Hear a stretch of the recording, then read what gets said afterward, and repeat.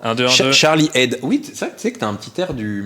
Tu sais, t'as vu les loups-garous, le jeu Les loups-garous sur Canal Plus ou pas? Oui, le mentaliste. Le mentaliste. C'est vrai. Il y a un petit air, non? Il est beau gosse. Vous trouvez pas qu'il y a un petit air? Ah oui. On débarque? Allez, c'est parti. Alors, je te préviens avant que je démarre, comme c'est rediffusé sur Spotify, etc., je fais une intro. Ok. Parce que forcément, il faut que je fasse un petit peu une intro pour les gens qui ne sont pas en live sur Twitch. Ça marche. Donc, c'est parti.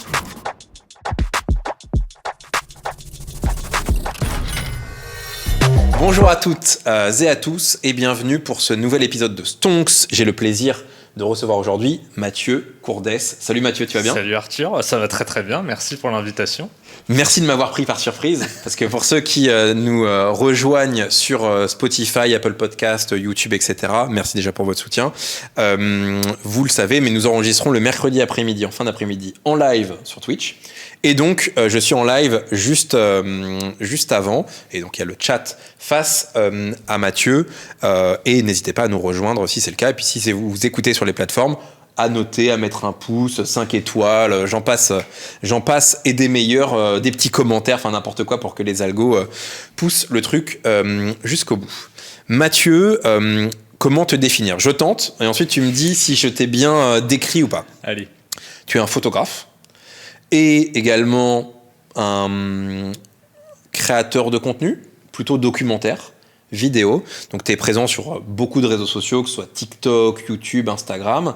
Et toi, ton truc, c'est la photographie, en tout cas, ou le documentaire animalier. C'est quelque chose que tu fais depuis longtemps, on va en parler, avec à la fois donc cette logique du beau, donc de l'art, de la belle photo, mais aussi tout un discours sur la protection animale et notamment des espèces menacées, sur tout ce qui est le braconnage, en tout cas contre le braconnage, et tu utilises plein de médiums, donc des livres photos, t'en sors d'ailleurs un nouveau, tu vas nous en parler, tu l'as avec toi, pour en tout cas avoir un discours et passer un message sur les espèces menacées. Est-ce que je t'ai plutôt bien défini ou pas? Tout est parfait, tout est bon. Effectivement, photographe, depuis 2-3 ans réalisateur. Et puis, ouais, c'est ça, lié, bon, bien sûr, le beau, en tout cas, j'essaye. L'émerveillement, aussi le divertissement, parce que je trouve ça super intéressant.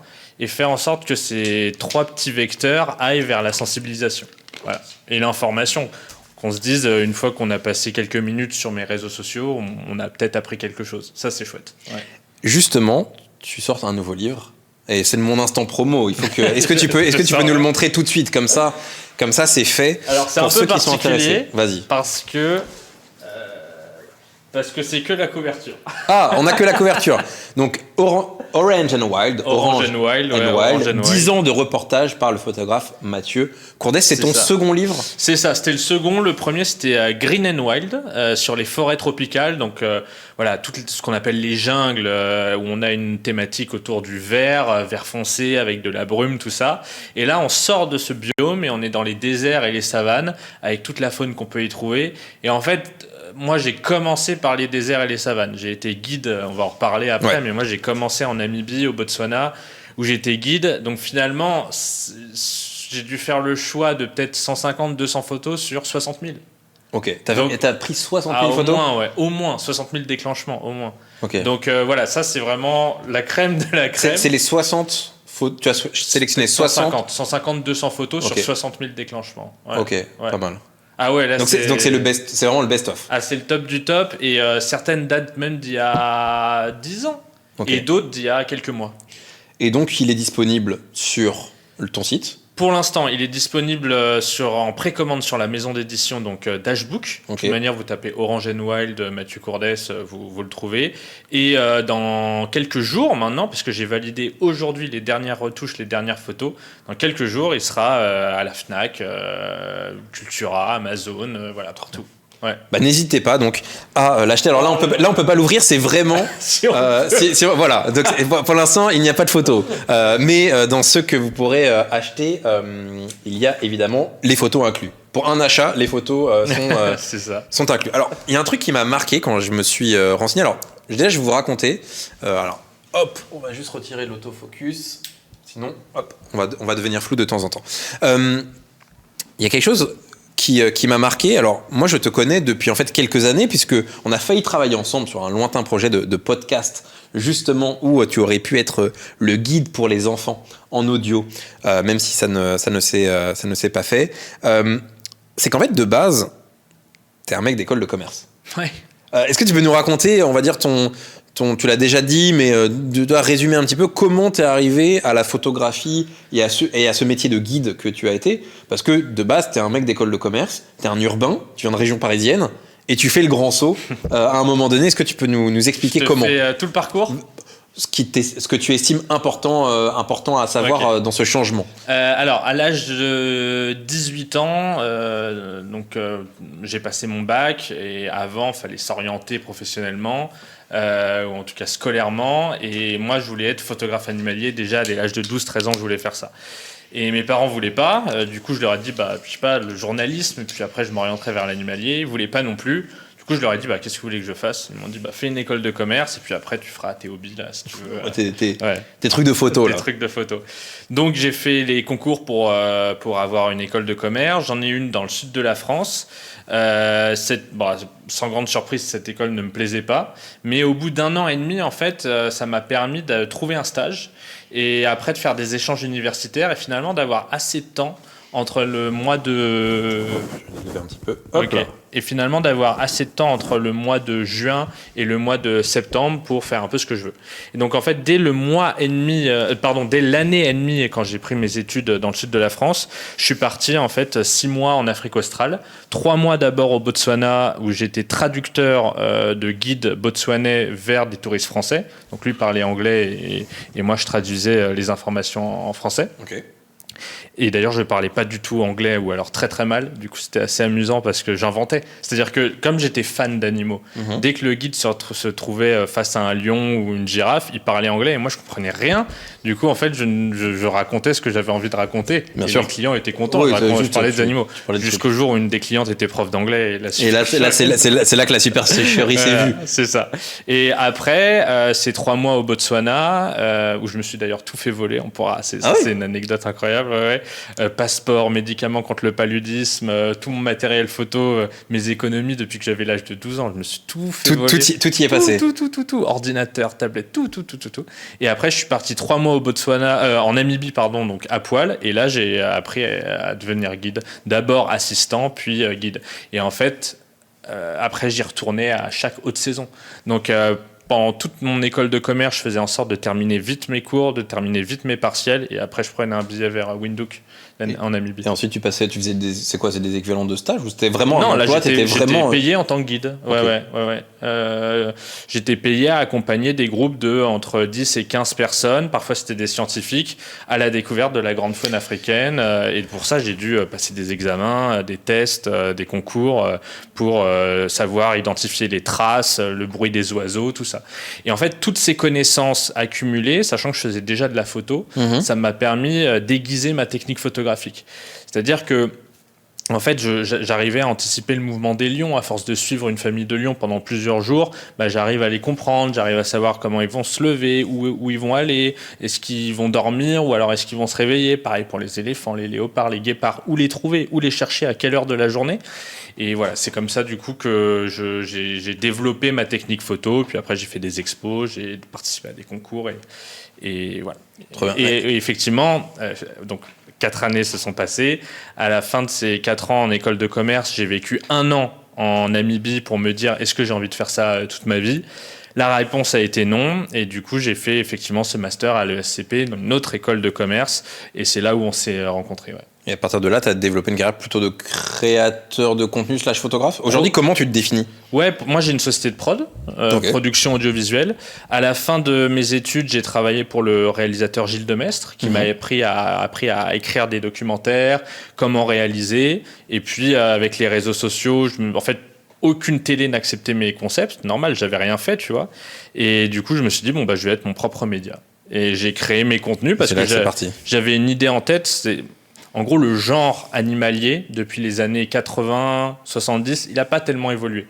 Ce qui a évolué, c'est les innovations technologiques. C'est-à-dire qu'on a de plus en plus de belles images, des ralentis, des drones, des images année après année de plus en plus incroyables, et une voix off derrière qui commente. Et en fait, c'est le même concept inventé par Attenborough qui n'a pas bougé. Et donc moi, mon idée, c'était de me dire, mais attends, moi, je suis dans la nature et je trouve que ce qui est autant excitant que de voir un animal, c'est de le chercher. Et donc, ce que je diffuse sur mes réseaux sociaux, c'est les coulisses, quoi. C'est combien de temps j'ai mis à trouver cet animal. C'est vraiment les behind the scenes, les making-of. Je reviens juste sur la partie que tu évoquais de guide. Tu sais, quand on dit guide, bon, il y a un peu, soit on imagine le guide du musée, bon, bah voilà, il lit, il a appris par cœur, en gros, ce qui se passe. Là, c'est un petit peu plus vivant. Ah ouais. Il y a un petit côté un peu plus explorateur. Et en même temps, t'as cité le fait que t'avais dû préparer t'as passé des concours. En tout cas, il y a une préparation pour devenir guide. Est-ce que tu peux nous parler un petit peu de cette préparation? Ça consiste en quoi, la préparation pour être un guide officiel? Oui, alors. Déjà, c'est un statut guide dans les pays. C'est un métier. Aujourd'hui, le diplôme qu'il faut passer, c'est un diplôme qui s'appelle le VGASA, qui est un diplôme sud-africain qui est ensuite reconnu sur tous les pays qui proposent du safari.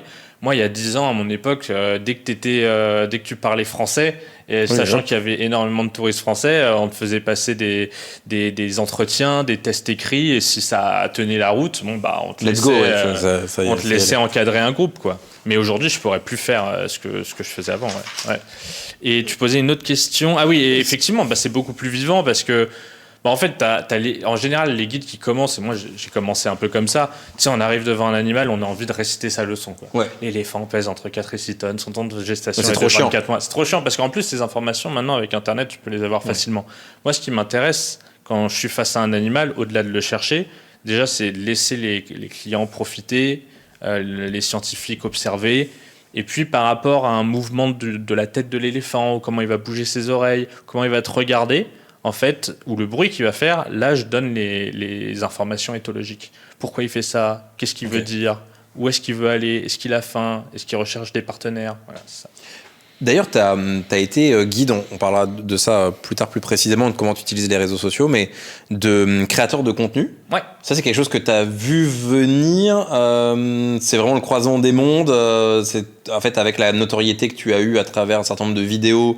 Je pense par exemple à l'interview de Legend, qui est quand même pas mal vue. Ensuite, tu as fait une vidéo avec Cyril MP4, c'est ça? Tout à fait. Et donc, en fait, tu es devenu un peu, si tu veux, le mec avec qui on peut fit, le guide qui est un peu sur les réseaux sociaux pour fit, c'est quelque chose qui est travaillé, qui est volontaire, tu utilises, ou c'est juste tu reçois des messages et let's go, quoi? Ouais, je reçois des messages, je rencontre le créateur de contenu. Si je vois que ça match, si je vois que ses intentions pour aller dans ces régions du monde reculées sont bonnes, bah let's go. Et Cyril, c'était le cas. Je suis parti avec Madiba aussi, je suis parti avec Noolito.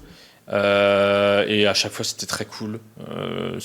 C'est 3 gars super intelligents et avec des bonnes intentions. Donc, non, c'est toujours très bien. Et en dehors de ça, tu continues à faire guide ou ça a vraiment mis ça de côté dans ta vie? Je le fais, mais vraiment pour le kiff, quoi. Okay. C'est-à-dire que c'est pas ça qui me fait gagner ma vie.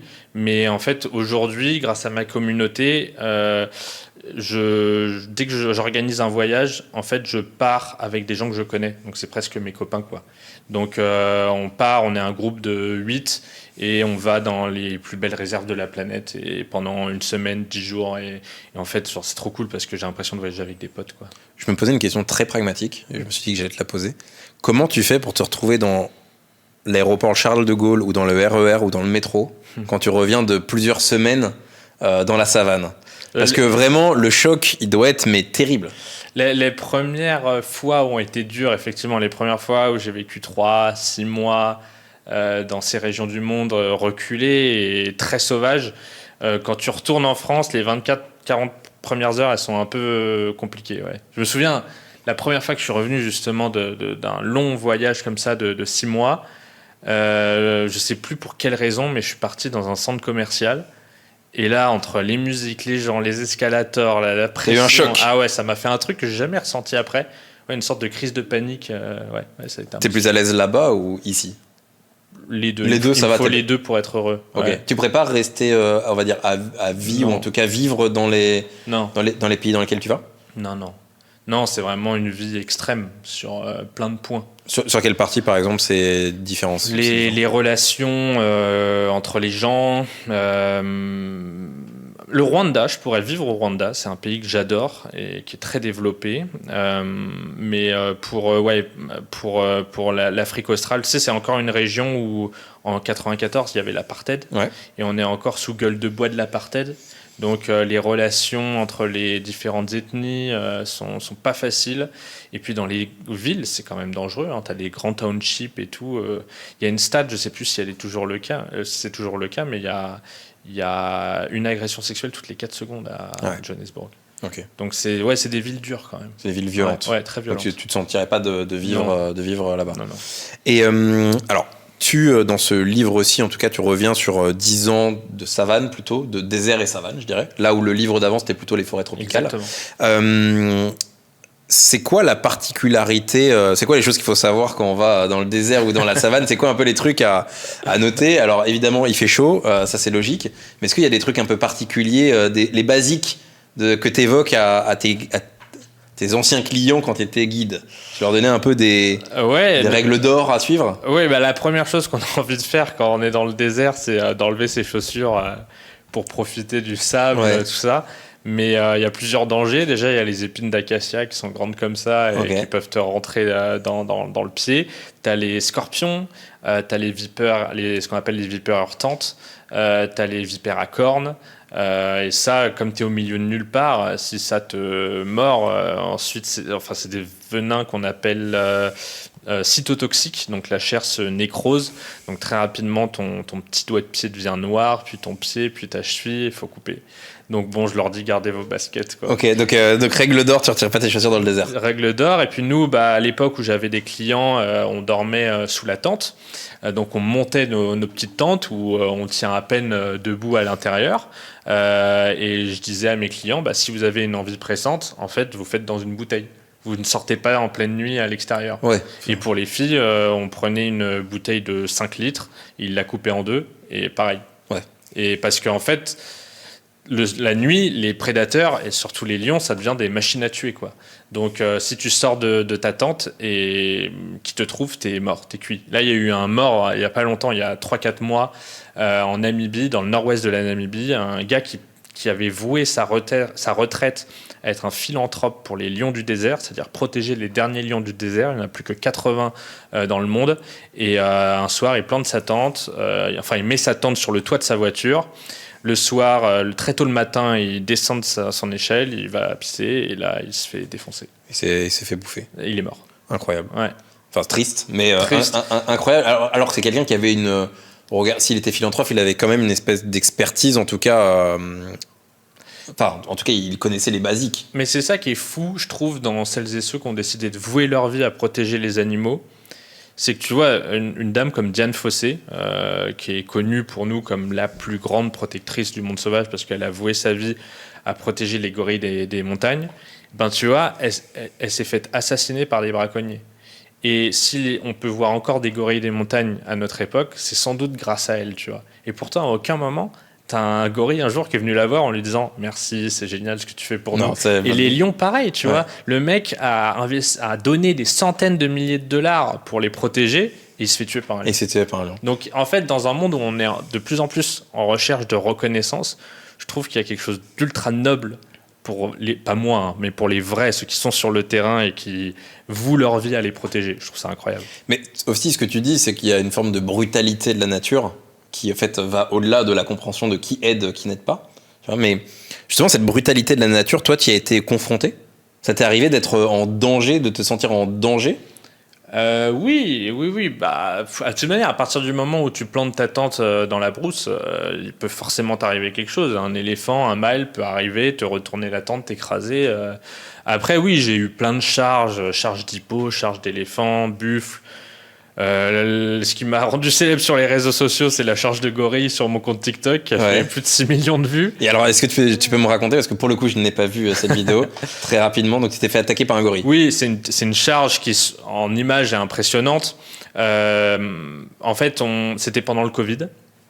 Et j'allais voir une famille de gorilles qui n'avaient pas vu de bipède, d'être humain depuis plusieurs mois. Ok. Et on est arrivé et puis on les trouve pas. Pourtant, on voit leurs traces très très fraîches. On voit leurs nids aussi. Les gorilles font des nids pour passer la nuit. Des nids qui dataient de la nuit dernière. Et puis, je sais pas, il est 7h30 du matin, 8h. On se dit, ils peuvent pas être loin, quoi. Puis là, on voit une énorme masse sombre, un gros gorille qui s'appelle Rano, qui nous regarde comme ça, qui est en train de bouffer son bambou. Et dans un premier temps, pour demander l'autorisation aux gorilles, si on peut rester avec eux, on fait un bruit, c'est... Ok. Et si le gorille nous répond par le même bruit, ça veut dire, OK, vous pouvez rester. Et ça, alors excuse-moi, je t'interromps. Ce bruit, il a été défini. C'est Diane Fossé. C'est Diane Fossé C'est qui a. Diane Fossé qui a voilà, qui s'est dit, enfin, à force de les observer, à force de rester toute la journée avec eux, elle a identifié des choses, plein de choses. Aujourd'hui, c'est la plus grande primatologue. En tout cas, c'est celle qui nous a appris le plus de choses sur les primates. Mais par exemple, effectivement, quand un bébé veut s'approcher, pour pas qu'il s'approche trop, on fait... Ok. Voilà, c'est le bruit qui fonctionne. En fait, elle a dû faire plein de bruit, elle a dû se dire ça. Ouais, elle a dû tester plein de trucs. Pour les rassurer, pareil, moi, dès que je vois qu'un gorille me regarde un peu du coin de l'œil, tout ça, je prends des feuilles, je fais semblant de les manger. C'est comme ça, il se dit, ah bah, il est végétarien, en fait, c'est pas un prédateur, il n'y a pas de problème. Okay. Puis il est rassuré. Les jeunes aussi aiment bien qu'on les imite, ça les rassure. Les mâles, il faut surtout pas les imiter. Okay. Mais parce que pour le coup, là, c'est une menace. Ouais, c'est ça. Mais les jeunes, tu vois, si souvent les gorilles, tu les vois, ils se grattent comme ça dans le dos. Donc toi, tu fais pareil. Tu peux pousser aussi un peu leur bruit. Ils adorent pousser des bruits quand ils trouvent du bambou qui leur plaît ou de la végétation qui kiffent. Ils font des... Donc moi, dès que je suis à côté, je pousse. J'ai l'air d'un débile, mais dès que je suis à côté... Si ça te permet d'être accepté, au final... Voilà, et de faire des bonnes photos. Si tu fais ça en plein milieu du centre commercial des Halles, je t'accorde que ça peut être perçu bizarrement. Mais le fait de montrer patte blanche, c'est ça. Au gorille pour éviter que tu meurs, c'est mieux. Et donc pour revenir sur ce fameux Rano, on pousse une première fois le bruit et puis il nous répond pas. Et là il se barre et on le voit plus. Et puis d'un coup il décide de venir vers nous et de nous charger, mais vraiment tu vois, alors, vraiment la grosse masse noire avec les branches qui se cassent et tout. Et puis en fait nous on recule. Et il y a tellement de végétation que moi je tombe en fait sur le dos dans la végétation. Donc je suis pas tout à fait à 180 degrés, mais tu vois, peut-être à 45, tu vois. Et là, il s'arrête à l'endroit pile où on était. Là, il se tient droit, tu vois, en mode... C'était très intéressant parce que ça voulait dire « vous êtes chez moi ». Tu vois, il n'est pas venu nous attaquer, il est venu se mettre exactement à l'endroit où on avait poussé le cri, tu vois. En mode vous êtes chez moi. Puis après, il s'est approché de nous. Là, il m'a regardé. Moi, j'étais allongé. Il m'a regardé de haut comme ça. Il a commencé à mettre sa main. Et là, le guide à côté de nous a refait le bruit. Et là, il s'est barré. Et au moment où il s'est barré, t'as plein de petites têtes brunes qui étaient ces bébés qui sont apparus. Comme si papa a dit OK, on peut venir. C'est bon, c'est validé. Et j'ai fait des super photos de bébés. Il faisait à peu près quel... Le gorille ? Ouais. Ça fait quoi, 2 mètres ? Déjà, ça se met jamais vraiment sur ses deux pattes. Ouais.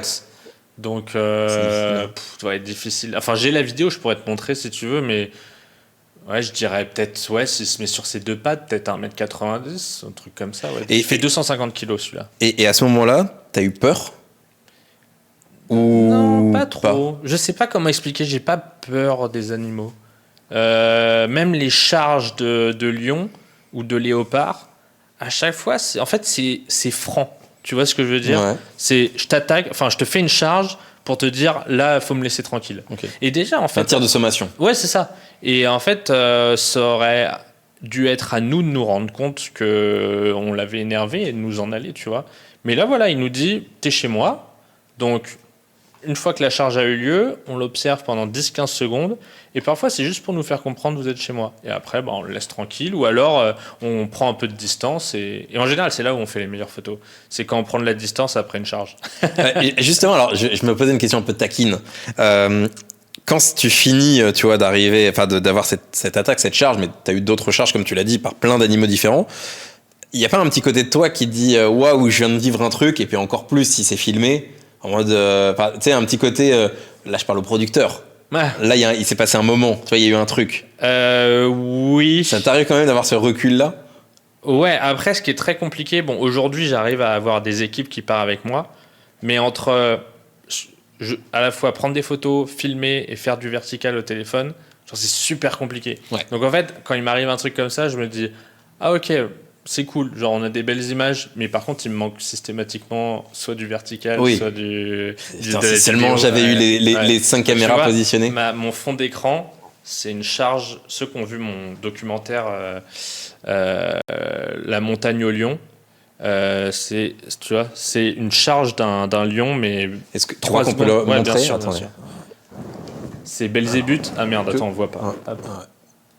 C'est un lion qui s'appelle Belzébuth et on dirait qu'il a le drapeau arc-en-ciel. De toute façon, beaucoup des photos sont disponibles sur les réseaux. Si vous suivez, allez suivre Mathieu pour les voir. Pour ceux qui sont aussi en audio, vous pouvez voir les photos. Ce lion, en fait, il rentrait sur le territoire d'un autre lion. Et il était du coup en stress parce qu'il savait que dans les jours qui allaient venir, un combat allait avoir lieu avec le mâle dominant. Et au moment où on l'a vu, il était en train de s'accoupler avec les femelles du mâle qui tenait le territoire. Donc il était à la fois craintif, mais en même temps en mode agressif. Je viens pour conquérir le territoire. Il s'appelle Belzébuth, celui-là. Et Belzébuth t'a chargé? Et Belzébuth m'a bien chargé. Mais alors là, pour le coup, une charge de lion, ça pour quelqu'un qui n'est pas un aventurier. Je suis dans une voiture, je suis pas ah d'accord, cette fois t'es dans une voiture. Voiture ouverte, totalement ouverte, Jeep. Okay. Donc il y a quand même les sensations, mais je suis pas à pied. Ok. À pied de toute façon tu serais mort, non? Parce que un lion, ça fait des charges de sommation ou ça vient pour tuer? De nuit je serais mort. Ok. Mais en journée non. Il faut vraiment pour le coup continuer à lui faire face. Si tu te mets de dos et tu cours, là t'es mort. Ouais. Et alors bon, tout ça, ça me fait dire aussi, évidemment, on vit dans dans l'ère des médias et un peu de surenchère. Et notamment sur tout ce qui est un peu la tendance des aventuriers, Bear Grylls, etc. C'est quelque chose auquel quand je regarde ce que tu fais, j'ai pas l'impression que tu es particulièrement succombé à toute cette DA autour de l'aventure. On voit quand même le côté, si tu veux, photographe, aller chercher des belles images et moins faire vivre le thrill, la sensation forte. Ça, c'est quelque chose qui ne t'attire pas particulièrement en termes de contenu que tu veux créer? Je veux pas mentir, c'est-à-dire que moi, je fais en sorte de privilégier les plus beaux endroits du monde pour faire des photos. Et généralement, dans les plus beaux endroits du monde, tu as aussi des tout petits lodges, tu vois, de 4-5 chambres qui sont souvent très luxe. Pourquoi très luxe? Parce qu'en fait, c'est des concessions privées. Et ça t'évite d'avoir 50-100 voitures autour d'un lion, tu vois. Moi, ça, je déteste ça, j'y vais pas, ça me saoule. Et c'est quelque chose qu'il faut combattre à fond. Donc, je vais dans des tout petits loges, toutes petites concessions privées où je suis sûr d'avoir mon guide privé. Et en fait, je dors dans des chambres tout à fait convenables. Donc, je vais pas m'inventer un truc. Effectivement, si un jour, pour aller, par exemple, là, je travaille avec mon équipe pour aller photographier les pandas en Chine. C'est très dur parce que c'est beaucoup de diplomatie, de l'administratif et tout, c'est excessivement dur. Je sais que je vais sans doute être amené à dormir sous la tente, dans des montagnes d'altitude et tout, et ça sera cool à filmer. Mais tu me verras pas dire je meurs de faim, avec la morphe sous le nez glacé. Et puis hop, je vais boire de l'eau ma propre urine filtrée, etc. T'es pas dans cette méta-là. Il y a un point qui, justement, est en lien avec ce que tu dis, un peu de tout ce qui est le mensonge. C'est quand même très surprenant à quel point l'univers dans lequel tu es est quand même un univers dans lequel on trouve beaucoup, c'est pas la masse, mais c'est pas mais il y a quand même pas mal de mythos, des photos qui sont prises dans les eaux, mais qui sont pas déclarées comme telles, cette surexagération de l'aventure, alors que en fait dès que la caméra est off, ils vont dormir dans des lodges magnifiques. C'est quelque chose qui te frustre, que tu vois beaucoup dehors de toi? J'ai pas senti que tu étais dans ton discours particulièrement en lutte contre ça, tu vois. En fait, je vais te dire, sur les réseaux sociaux, les jeunes photographes ou réalisateurs animaliers et tout, ils ont compris que pour gagner des followers, il faut tailler, il faut critiquer, il faut pointer du doigt et tout. Moi, c'est pas du tout le mood que j'ai envie d'avoir. J'ai pas du tout envie d'avoir une communauté qui me suit pour des trucs comme ça, parce que c'est le meilleur moyen ensuite de se faire... Moi, mon contenu, il est bienveillant, j'essaye de sensibiliser aussi. Je parle du braconnage et tout. Bien sûr. Mais voilà, moi, je veux pas de ça. J'aime pas ça. Tu vois, l'éthique du photographe animalier, c'est un sujet super compliqué. Chaque photographe a son éthique. Tu vois... souvent, l'ancienne génération, les gens de 40, 50, 60 ans, n'ont pas de problème, je ne veux pas généraliser, mais en tout cas de ce que j'ai vu, n'ont pas de problème à mettre de la nourriture pour attirer les animaux et prendre des photos, tu vois. Bon, moi j'aime pas. Moi je trouve que ça enlève tout le plaisir de prendre une photo et tout. Mais j'irai jamais faire un post pour dire ah regardez c'est dégueulasse ce qu'ils font. Les gens qui disent oh là là ça supprime la nature, ça détruit les animaux. Non les amis, ce qui détruit les animaux c'est le braconnage, c'est la déforestation. C'est pas mettre genre un petit bout de steak pour attaquer. Pour avoir le bon angle de la photo. Moi j'aime pas. Je trouve que ça enlève tout. Ça fait pas partie de tes pratiques. J'aime pas.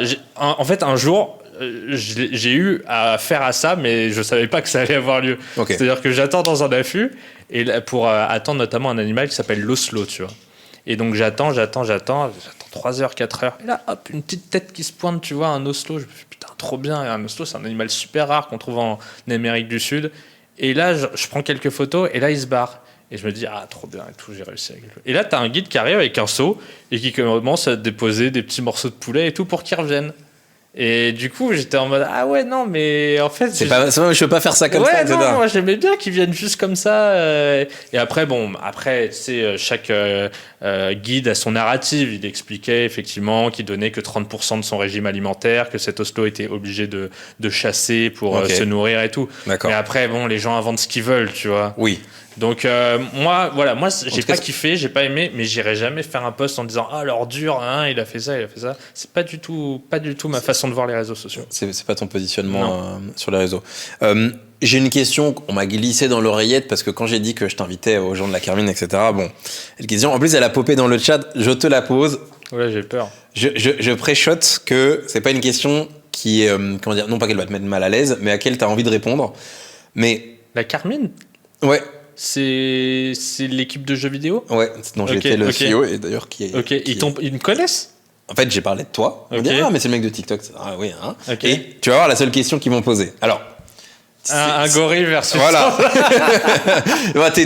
C'était sûr que forcément. On est d'accord que le gorille qui t'a chargé, c'est impossible que sans Tom, il n'y a pas de matériel, puisse vraiment le battre. Désolé, je suis obligé de la poser. Non, mais en vrai, je sais pas. En fait, je le conceptualise même pas. Je suis désolé, c'est chiant comme réponse. Ah non, mais c'est très bien. Je sais pas. Je sais pas de dire. Ce qui est sûr, c'est qu'un homme contre un gorille, oui, il se fait pulvériser, mais comment je sais pas. Écoute, j'étais obligé de la poser. Ta réponse me va très bien, sans transition. Ouais. Et en plus, c'est une question également du chat. Quand tu parles de tes équipes, quand tu pars prendre des photos, ça représente combien de personnes autour de toi? C'est quoi les différents métiers qu'il peut y avoir autour de toi? Et j'élargis la question sur ton travail avec les personnes en local, dans les pays que tu visites. Super important. Alors, donc pour un documentaire, il me faut forcément un vidéaste, enfin un caméraman, on l'appelle comme on veut. Il me faut un assistant digital qui part avec moi. Donc lui, ça va être tout le truc vertical, tu vois. TikTok, Insta. Sur place, il me faut des guides. Il me faut un endroit pour nous accueillir, tu vois. Et puis, juste avant le tournage, il y a 1 mois et demi, 2 mois, 3 mois d'investigation. Ok. L'investigation, c'est quoi? Ça va être choisir le bon endroit. Est-ce qu'on peut faire du safari nuit? Est-ce qu'on a des voitures totalement ouvertes? Est-ce que c'est des voitures qui permettent de faire du documentaire animalier? Est-ce qu'on peut faire du hors-piste? Est-ce qu'on peut choisir les horaires de safari? Est-ce qu'il va y avoir d'autres touristes avec nous dans notre voiture? Là, je suis en train de donner tous les tips pour faire un documentaire animalier. S'il y a des concurrents dans le chat. Et surtout, l'histoire qu'on va raconter. C'est-à-dire que nous, on part en général 2 semaines pour faire un documentaire. Ça se trouve on va rien voir, ça se trouve on va voir aucun lion, aucun léopard, aucune key species, tu vois, aucun éléphant, rhinocéros, on va rien avoir à raconter, ça peut arriver, tu vois. Donc du coup l'investigation elle permet déjà de savoir ce qu'il y a d'intéressant comme histoire avec les animaux de la région et les animaux qu'on peut potentiellement trouver. Et puis après, l'investigation, ça va être essayer de comprendre l'environnement dans lequel on est. Est-ce que c'est un environnement où il y a beaucoup de braconnage? Est-ce que c'est un environnement où les perturbateurs endocriniens, par exemple, ont abîmé la santé des animaux? Est-ce qu'il y a des enjeux de déforestation? Voilà. Et par rapport à toutes les informations qu'on glane, on va réussir à construire un séquencier.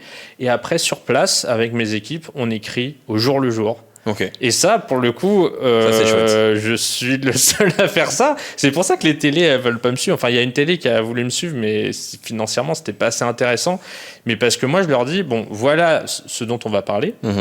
Mais sur les animaux, je peux rien vous promettre. Ouais. Donc faites-moi confiance et vous allez voir qu'on va vous sortir un super docu. Alors que les autres, en fait, ce qu'ils font, c'est qu'ils vendent une histoire et puis ensuite ils se démerdent pour avoir les images en lien avec l'histoire. Ouais, et puis après, ils vont dans des centres de réintroduction, donc les centres où les animaux sont en cage, mais dans leur environnement. C'est-à-dire que, enfin, ils sont, tu vois, t'as les paysages sud-africains, par exemple, mais le lion est dans un immense enclos. Du coup, là, ils les filment, ils sont sûrs de les avoir. Et l'enclos ne se voit pas, mais ils sont sûrs d'avoir les images prévues, ce que toi, tu ne fais pas. Ah non, non, non, non. Okay. Non, mais c'est comme le truc de l'Oslo qui est nourri. C'est que moi, ça m'amuse pas. Et ça m'amuse pas de le diffuser à ma communauté. Ouais. Si moi, ça m'amuse pas, ça va pas amuser ma communauté. Même, et si je le cache, putain, mais j'en voudrais tout. Oui, et puis en plus, c'est le genre de truc où toi, tu vas pas être à l'aise, ça va peut-être se voir, etc. Et donc, c'est pour ça que tu fais pas trop de prod télé. C'est pas que t'as pas envie, c'est que tes modalités de production ne sont pas en lien avec la manière dont ça fonctionne pour répondre aux standards de la télé. Bah, en fait, les télés qui m'ont proposé de produire pour eux un documentaire. Déjà, tu sais, la télé, c'est 26 minutes, 52 minutes ou 90 minutes. Très cut. Et tu vois, parfois, mon histoire, elle dure 44 ou 45 minutes. T'as un prod un jour qui m'a dit « Ah, mais fais une interview d'un ranger pendant 7 minutes et ça passe. » Mais non, ça va casser tout le rythme, tu vois, j'aime pas. Et puis après, ce que m'avait proposé cette chaîne, c'était pas suffisant pour vraiment raconter l'histoire que je voulais. Okay. Et puis surtout, moi, ce que j'aime, c'est que mes documentaires, j'en ai pas fait beaucoup, sur ma chaîne YouTube, il y en a que 3. Mais ils continuent à vivre. Tous les jours, il y a de nouvelles personnes qui s'abonnent. Et là, le prochain qui va sortir, il va être terrible. Il sort à peu près quand ? Il sort dans quelques jours. Ah, carrément, dans quelques jours. Ouais, on l'a tourné en mars dernier et en fait, on a eu le soutien du CNC. Okay. Et du coup, j'ai pu prendre un motion designer, un dessinateur, une musique originale. Okay, ouais, donc là, ça envoie. Et là, j'ai trop hâte de le sortir. Ouais. T'as déjà révélé le thème ? Je peux le révéler, pas de problème. Ça s'appelle Prédateur Gladiateur, la guerre des clans. Et c'est l'histoire de 3 lions mâles au Botswana qui ont d'ailleurs, au moment où on parle, le plus grand territoire que des lions peuvent avoir. Okay. C'est immense. Ils ont tué tous les mâles du delta et à chaque fois, ils grappillent du territoire. Et en 2022, ils arrivent sur vraiment le dernier bastion à conquérir. Ils tuent le mâle dominant et là, un des 3 frères tue les bébés. Du mâle dominant. Et tu as une lionne qui décide de se venger. Et cette lionne est tellement forte, tellement puissante qu'elle dérouille, qu'elle défonce le lion mâle. Okay. Et donc, du coup, ça fait peur aux 3 mâles qui repartent vers l'ouest. Et cette fameuse lionne, Torotona, garde le dernier bastion. Et nous, on arrive au tournage au moment où le dernier bastion, on entend le cri des Golden Boys, des 3 mâles lions. Qu'est-ce qui va se passer ? C'est un truc de malade. Ok. Bon, l'histoire de fou. Bon, les gens dans le chat sont hyper chauds. Je voudrais qu'on parle un peu des espèces menacées. Parce que c'est quand même un sujet sur lequel tu t'es positionné. Je trouve que c'est quelque chose qui est intéressant. Et puis surtout, c'est quelque chose dont on parle en fait très très peu sur Twitch. Donc, je me suis dit que ça serait un angle là-dessus. Qu'est-ce qui a fait que... Est-ce que déjà tu peux nous parler, est-ce que tu te sens à l'aise de parler un peu de la situation des espèces menacées ? On en est à peu près où ? C'est quoi les espèces les plus à risque ? C'est quoi un peu l'overview de la situation des espèces menacées ? Déjà, premier degré, merci beaucoup de me permettre d'en parler. Parce que tous les médias ne le font pas, donc c'est très cool. Bien, alors, il y a plein de menaces qui pèsent sur les espèces en voie de disparition. Parmi ces menaces, il y a le braconnage, il y a la chasse légale, que les gouvernements autorisent.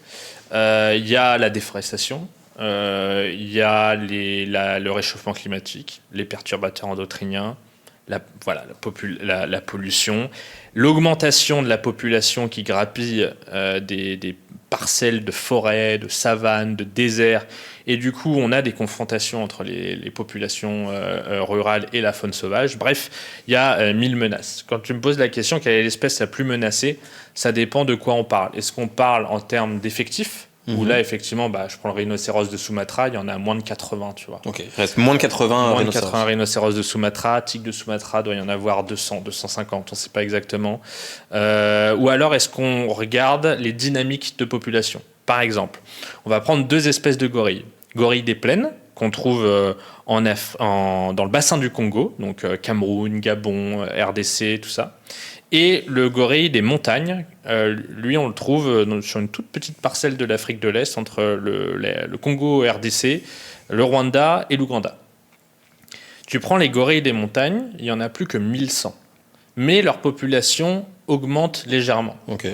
Tu prends les gorilles des plaines, il y en a plusieurs centaines de milliers, mais leur population chute drastiquement et elle est considérée comme en danger critique d'extinction. Donc, tu vois de quoi on parle. À la fois 1100 d'un côté... C'est intéressant parce que tu parles de danger critique d'extinction. Naturellement, moi, je penserais aux animaux que tu as cités, le rhinocéros de Sumatra, par exemple. Il en reste moins de 80. Je me dis, là, c'est danger absolu. Ouais, tout à fait. Mais, par exemple, on peut être... une espèce peut être en danger de disparition et d'extinction alors qu'il en reste encore des dizaines de milliers. Des dizaines de milliers, bien parce sûr. Parce que la chute est hyper forte. Grosso modo, toutes les populations animales dans le bassin du Congo sont vraiment menacées. Parce que les pauvres, elles sont pris en étau par plein de menaces, par la déforestation, par effectivement les populations des villes qui se mettent à vivre dans les forêts, et puis le braconnage de subsistance, c'est-à-dire des hommes et des femmes qui vivent dans ces régions rurales et qui, pour se nourrir, posent des pièges. Et donc dans ces pièges, de temps en temps, tu as des antilopes, mais aussi parfois tu as des gorilles, tu as des mandrilles, des chimpanzés. Et c'est comme ça que ces populations vont petit à petit sans doute disparaître. Ouais. Est-ce qu'il y a quelque chose, en tant que Français, que l'on peut faire sur ces sujets-là ? Parce que c'est difficile, tu vois, même si, tu vois, imaginons là, cette vidéo, ce podcast, il touche des gens, peu importe la plateforme. Ok, il pourrait être sensibilisé à ça, mais on peut faire quoi ? Déjà, être sensibilisé, être informé, c'est une première étape super importante. Parce qu'on devient soi-même ambassadeur de la cause animale, des espèces menacées. Ensuite, dès qu'on est un tout petit peu plus spécialiste, moi, il y a un grand volet de mon travail dont je ne parle pas, mais c'est la diplomatie environnementale. C'est-à-dire que dans mes voyages, j'essaye de rencontrer des ministres, des directeurs d'ONG, parfois les cabinets présidentiels, pour leur expliquer ce que j'ai vu et l'importance de protéger ces régions, cette forêt, cette espèce. Et j'essaye toujours un peu de les séduire par l'économie. Pourquoi ? Parce que, par exemple, tu vois, tu vas à Sumatra, tu atterris à Médan, tu vas dans le nord de Sumatra et tu as des forêts d'huile de palme. Et en fait, les forêts d'huile de palme, tu as l'impression que tu es dans une forêt tropicale, mais pas du tout, c'est la même espèce d'arbre qu'il y a. Donc, en fait, aucun animal ne peut vivre, c'est pas des arbres fruitiers, quoi. Et tu arrives dans une petite parcelle du parc de Gunung Glaser, au nord, où là, tu as les plantation d'huile de palme, et puis ça s'arrête net, et là, tu as la forêt vierge, tu vois. Et là, tu as les orang-outans, les gibbons, tout ça. Et il y a quelques petits lodges, quelques petits hôtels, qui ont décidé de faire de la visite des orang-outans un truc touristique, où tu vois des animaux 100% sauvages, mais tu payes pour les voir, des entrées de parc, tout ça. Et en fait, depuis des années, il y a des exploitations d'huile de palme qui disent « Non, mais cette parcelle, nous, on la veut. Ouais, » Et le seul moyen de dire au gouvernement indonésien « Non, ne la vendez pas », c'est qu'en fait, derrière, ça fait vivre beaucoup plus de personnes, le tourisme, que les exploitations agricoles d'huile de palme. Parce qu'il faut faire vivre l'agriculteur, il faut faire vivre les guides, les conservateurs, les associations WWF et compagnie, tout ça. Donc il n'y a pas de secret malheureusement. Quand tu parles à ces gens-là, il faut parler lutte contre le chômage, il faut parler économie. Voilà. Donc c'est intéressant ce que tu dis parce que ce que ça veut dire c'est que l'économie peut être, en tout cas les discussions financières, économiques, peu importe le terme, peuvent être au service de la protection des animaux parce que les intérêts des personnes qui vivent autour de ces bassins économiques, Ouais. en fait, sont un argument politique. Oui, après, voilà, je sais effectivement que prendre l'avion, ça pollue, tu vois, évidemment, et c'est pas la meilleure des solutions. Mais on est face à une hémorragie, tu vois. Les rhinocéros, il y a un moment, ils allaient disparaître parce que leur cornes étaient prises par les braconniers, ils étaient massacrés. L'espèce allait disparaître. Donc il fallait trouver quelque chose. Et en fait, le tourisme a permis de financer des campagnes d'écornage. Et les réserves qui n'ont pas écorné leurs rhinocéros ont vu tous leurs rhinocéros se faire tuer, même les pays qui avaient des politiques de non, nous on n'écorne pas les rhinocéros. Les rhinocéros du Botswana, il y en a plus que 50, tu vois, alors que c'était un pays où tu en avais énormément. Les réserves qui ont fait des campagnes d'écornage où tu vois ces rhinocéros effectivement sans leurs cornes, ils sont encore là. Alors moi, ça me serre le cœur de voir un rhinocéros sans cornes, mais pour l'instant, c'est la seule solution qu'on ait pour les sauver de la disparition. Retirer les cornes de certains rhinocéros, c'est un moyen de protéger les rhinocéros du braconnage. Ouais.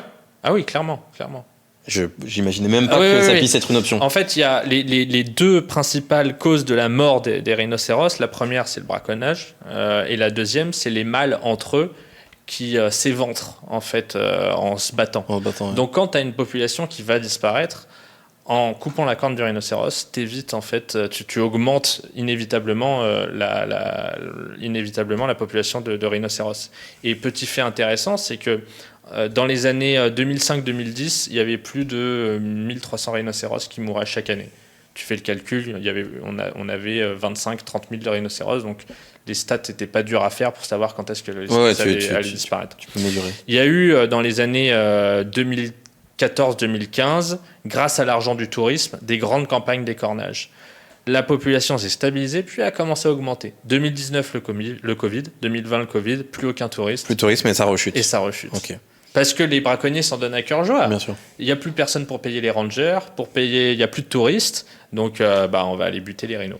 Je me permets de reprendre une question qui a été posée parce que bien qu'elle soit potentiellement un peu bizarre dans la manière dont elle est orientée, elle me paraît intéressante parce que c'est une question typiquement qu'un enfant pourrait poser. Je dis pas ça négativement à la personne qui l'a posée, et je trouve qu'elle est intéressante. C'est pourquoi sauver les rhinocéros ?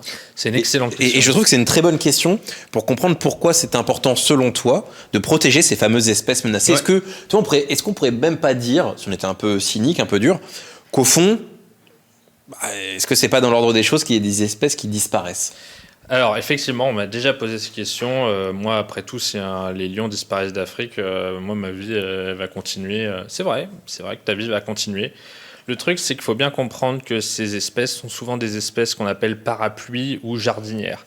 C'est-à-dire que le rhinocéros qui va passer dans la savane, rien que par sa présence, va faire bouger les feuilles et va faire tomber les graines, qui vont ensuite reboiser. Quand le rhinocéros va faire ses excréments, à l'intérieur, ça va attirer des insectes, des mouches, qui eux-mêmes vont attirer des oiseaux, qui eux-mêmes vont attirer des petits prédateurs.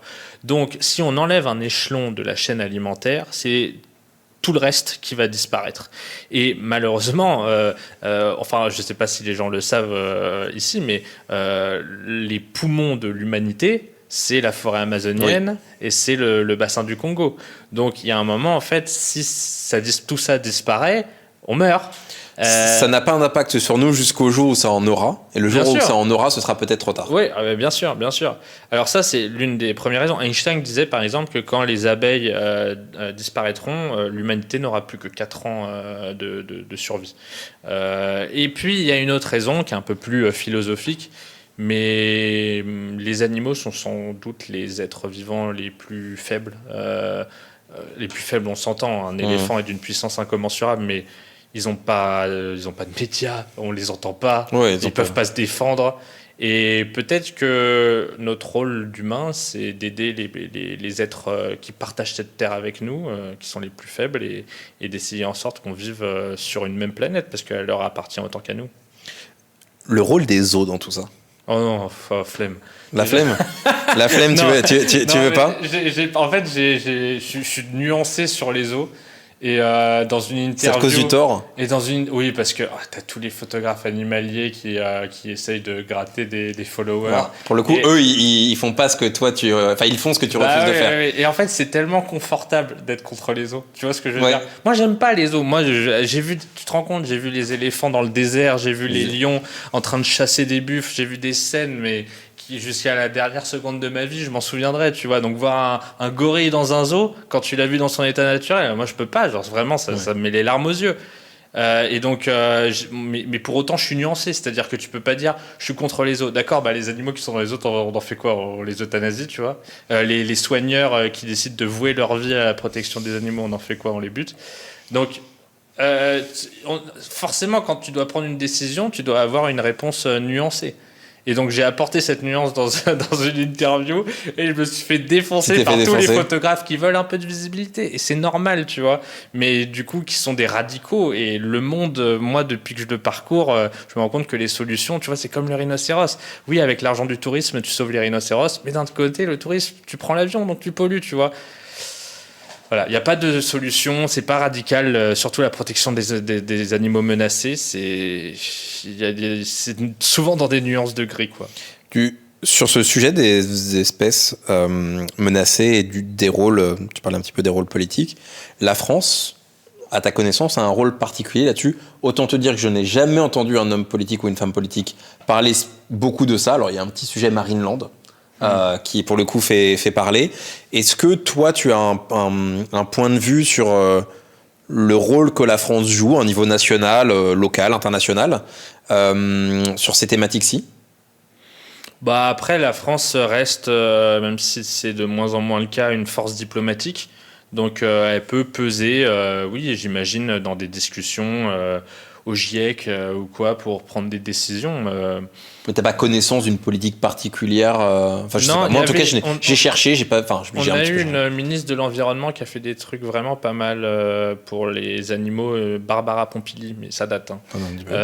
Qui a pris des mesures, notamment contre les animaux dans les eaux. Ça paraît normal, mais il faut la prendre quand même cette mesure, tu vois, ou vraiment des règles de plus en plus strictes pour les animaux justement en captivité. Donc voilà. Après, la survie des espèces menacées se jouera à l'échelle internationale, dans les organisations internationales. Donc, ouais, on a quand même quelques personnages en France qui ont une forme de charisme ou en tout cas de légitimité à parler de ces sujets-là, vraiment. Ok. Moi, pour le coup, je ne sais pas, et c'était vraiment une question que je me suis posée en préparant l'interview mais est-ce que la France joue un rôle particulier là-dessus? Et j'avais pas forcément d'avis, tu vois, à la fin de ma maigre recherche. Honnêtement, j'ai plus fait des recherches sur toi que sur la position de la France là-dessus. Mais c'est vrai que, en tout cas, politiquement, dernièrement, c'est surtout Marineland. Avec les orques, je crois, qui sont toujours enfermés là-bas alors que le zoo a fermé. Ce qui peut prouver aussi que la fermeture, on va dire, j'appellerais pas ça un zoo parce que Marineland est utilisé pour du divertissement des animaux, donc c'est un petit peu différent, mais que, en tout cas, même si on est contre les zoos ou en tout cas le divertissement animalier dans des parcs, l'accompagnement à la fermeture est fondamental parce que là on se retrouve avec des orques et personne ne sait quoi faire, comment faire, et donc c'est évidemment une situation catastrophique. Petite question intermédiaire avant qu'on passe au braconnage. T'as déjà vu des scènes horribles parce que tu parles, tu vois, de un lion qui chasse un buffle, une gazelle. Guépard, ça, c'est des moments que tu vis facilement? Non. Parce que c'est quand même d'une violence extrême, la nature. Ouais, c'est d'une violence extrême. On s'en rend compte. On en a déjà vu dans les documentaires animaliers, tout ça, mais vraiment, on s'en rend compte quand on est en face, quoi. T'as le bruit du buffle, enfin de la proie qui agonise. Ouais, j'ai vu des trucs vraiment hardcore. Là, l'année dernière, à cette même époque, j'étais en Afrique du Sud, à Tsualu, et t'as une meute de lycaons. Tu vois ce que c'est? Je sais pas du tout ce que c'est. C'est des chiens sauvages. Ok. Mais vraiment, des chiens. Enfin, ça ressemble à mi-hyène, mi-chien, quoi. Mais c'est des canidés et c'est vraiment des chiens redoutables qui attrapent leur proie 7 fois sur 10. Okay. Et en fait, tu as une meute de chiens qui a chassé une antilope qu'on appelle le grand coudou et qui l'a rabattu dans notre lodge. C'est-à-dire que là où on dormait, quoi. Okay. Donc, en gros, les lycaons, qui sont donc des chiens très fins et qui arrivent très bien à se déplacer, ont rabattu cette grosse antilope parce qu'ils savaient qu'elle aurait plus de mal à se déplacer. C'est extrêmement Et intelligent. donc, ils se sont mis à l'attaquer, à la mordre, tout ça, et elle s'est faite exécuter à quelques mètres de là où on dormait, quoi. Et la scène était horrible. Là, pour le coup, j'étais avec des clients. J'en ai 3 qui étaient totalement traumatisés, qui tremblaient, qui pleuraient. Et le comble de l'horreur, au moment où il la déchiquetait, bon, par chance, elle était morte parce que les lycaons n'ont pas une mâchoire suffisamment forte pour achever l'animal. Okay. Donc malheureusement, souvent, l'animal a les entrailles à l'air et il est encore en vie. Horrible. Donc par chance, je pense qu'elle a fait un arrêt cardiaque. Et donc il la bouffe, et là t'en as un qui retire du cul de l'antilope un bébé. Ouais, horrible. Ouais, je t'ai demandé le plus horrible alors. C'était bien hardcore. Là. Moment festif dans le chat. Profitez de je lis pas ça. Le chat, c'est ça. Hein, ouais, c'est ça. Mais pour le coup, moi je le lis pour toi. Le but c'est que tu sois vraiment dans focus dans l'interview parce que comme ça c'est plus simple pour toi. Donc tu as travaillé face aux braconniers, les braconniers. Hein.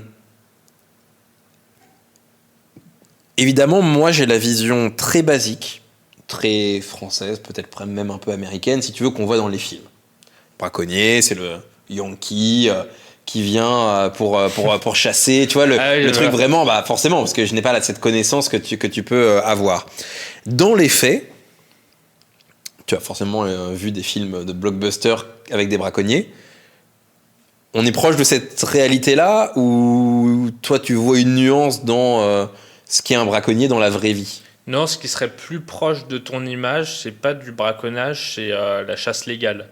C'est-à-dire des gens qui payent 25 000, 30 000 $ pour tuer un lion, ou 50 000 $ pour tuer un éléphant, et qui se retrouvent avec au-dessus de leur cheminée une tête d'éléphant. Alors attends, donc ça, on est d'accord, ça existe vraiment. Ouais, il y a un marché de l'achat de la mort d'un animal, qui est souvent un animal, j'imagine, plus c'est cher, plus l'animal est rare, c'est ça, le prix évolue comme ça? C'est pas tellement rare, tu vois, le buffle n'est pas un animal particulièrement rare ou menacé, mais par contre, son trophée est très réputé. Okay.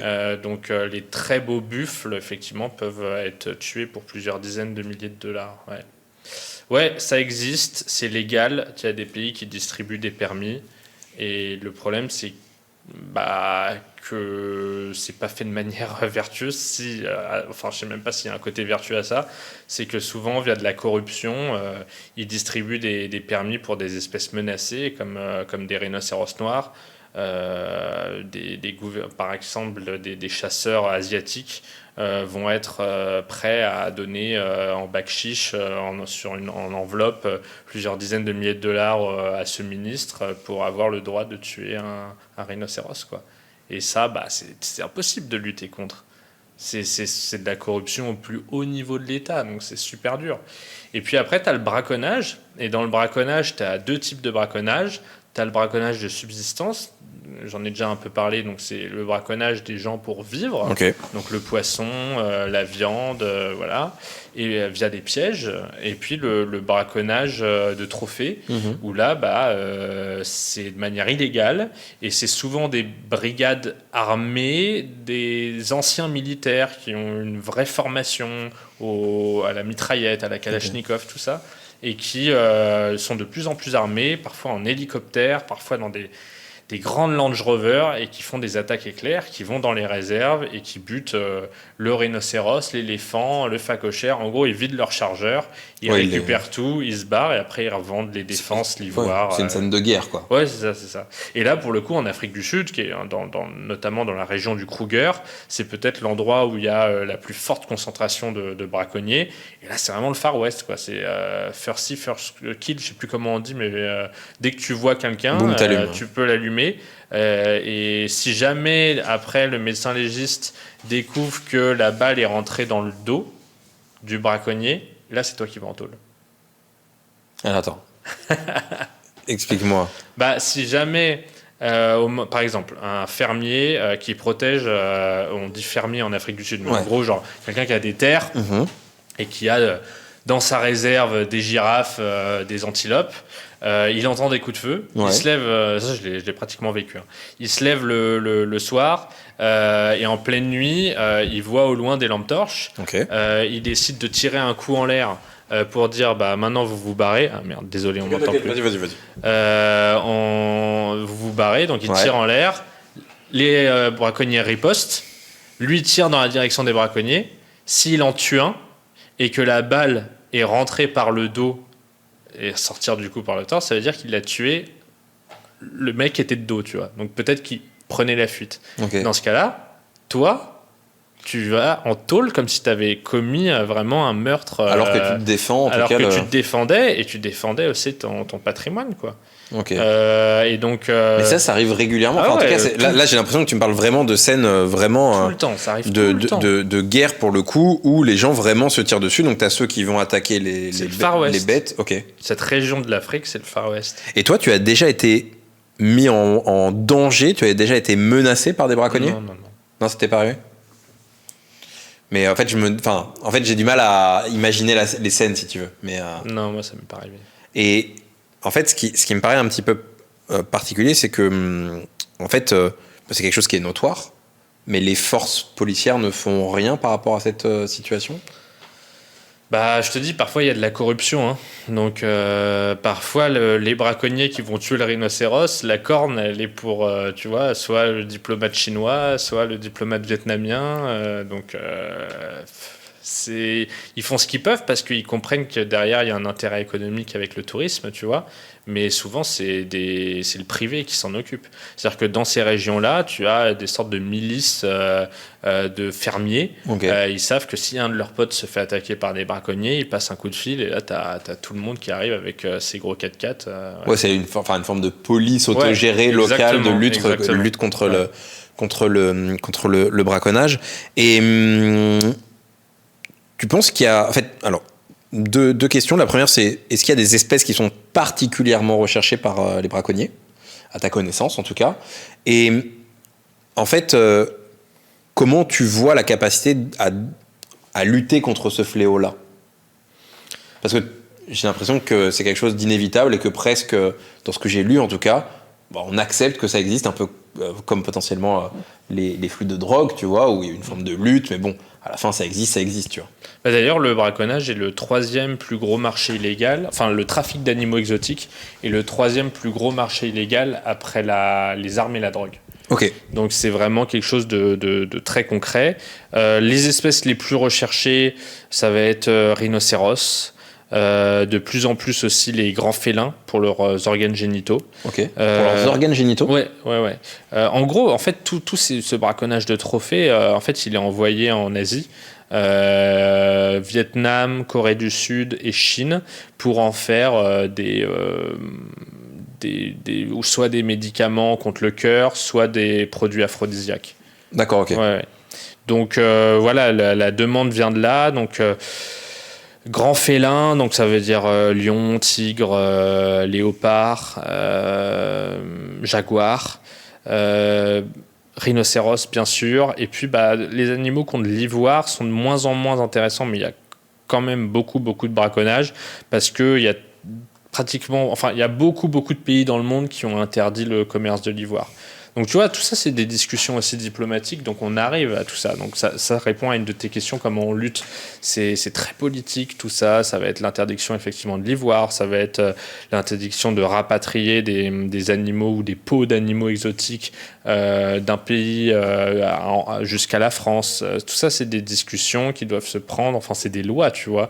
Forcément si tu interdis le chasseur de ramener une tête de lion ou une peau de lion, même s'il a payé $30,000, si tu lui interdis de revenir avec, il va pas la chasser en fait, tu vois. Donc si on prend ces décisions, si on met des lois en place, on peut déjà faire beaucoup. Et puis je pense que pour tout ce qui est braconnage de subsistance, la pédagogie, l'éducation sont essentielles. Et c'est comme ça qu'on va lutter contre. Très clair. Pour la prochaine série de questions, je voulais parler plus de la photo, parce que c'est ton outil. En fait, là, on a parlé un peu de la situation, on a parlé du braconnage, on a parlé de l'extinction. un peu de ton point de vue, ou en tout cas de ta perception de ces problématiques-ci, et ton outil pour lutter, c'est, ou en tout cas pour défendre les intérêts de ces espèces et faire connaître les problématiques, c'est la photo, c'est l'usage des réseaux sociaux, c'est le documentaire, comme tu l'as dit. Sur la photo, j'ai lu, je me suis renseigné auprès de gens qui connaissent un petit peu plus que moi ce domaine que je ne maîtrise pas bien. On m'a beaucoup parlé du fait que toi, tu fais beaucoup de photos autour du regard des animaux. En tout cas, il y a un truc de mise en avant du regard des animaux. Et est-ce que tu peux nous dire pourquoi, comment tu as développé cette patte, cette particularité ? Ouais, il y a trois aspects, on va dire, dans ma signature visuelle. Il y a effectivement l'instant. L'instant, ça va être le regard croisé entre mon objectif et l'animal. Le deuxième, ça va être le second plan.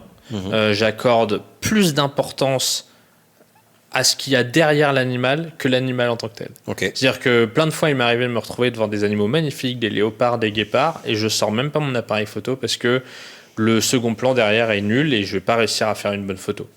Et le troisième, ça va être les lumières. C'est-à-dire que moi, dans ma manière de prendre des photos, je travaille de 5h du matin jusqu'à 8h15, 8h30.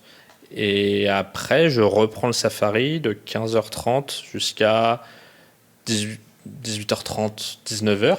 Et après, je pars de nuit aussi, mais là, je peux pas faire des très bonnes photos de nuit. De nuit, c'est plus pour le kiff, pour trouver ce qu'on appelle les Elusive 5, qui sont des Pokémon 5 étoiles. Okay. C'est les shiny. Les shiny, voilà, les animaux les plus difficiles à voir.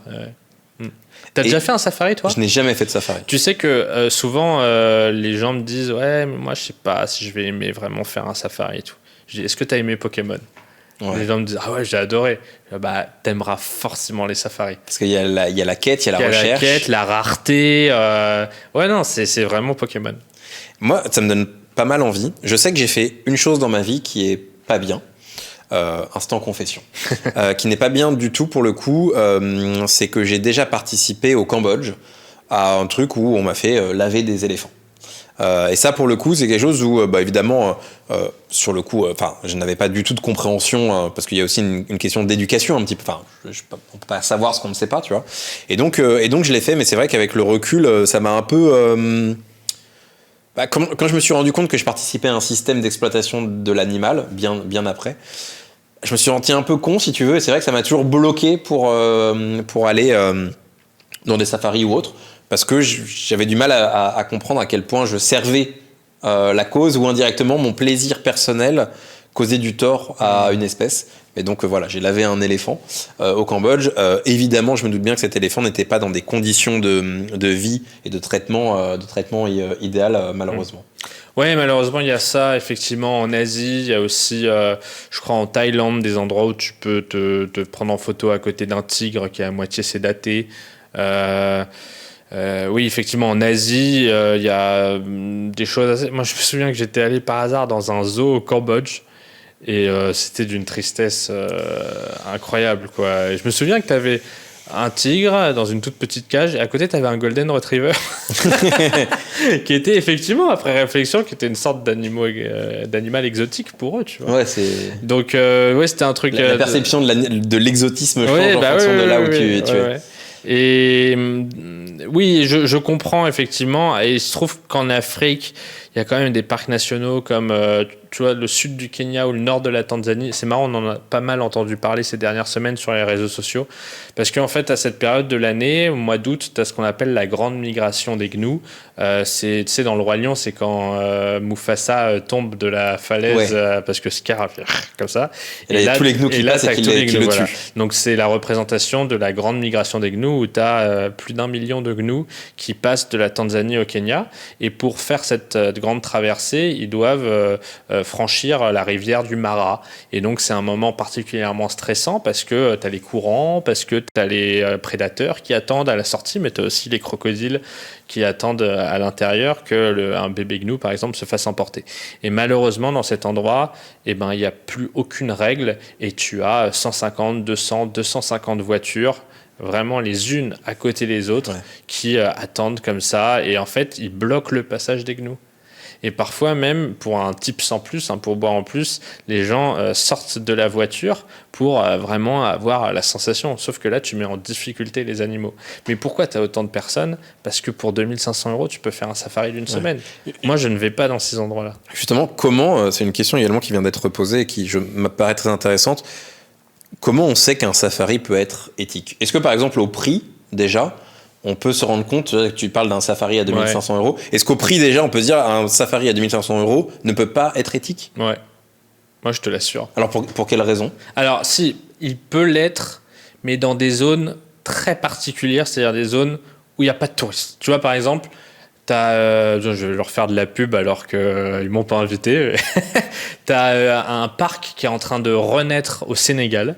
Amis sénégalais, je ne sais pas si vous regardez la vidéo, mais félicitations à vous. Le Niokolo-Koba, dans le Sénégal, je crois qu'on appelle oriental, où tu as les derniers lions d'Afrique de l'Ouest.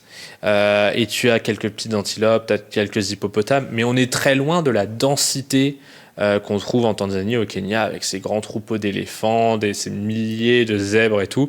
On est vraiment loin de ça. Mais tu vas dans un parc excentré de tout, genre je crois que c'est 2 jours de route depuis Dakar. D'accord.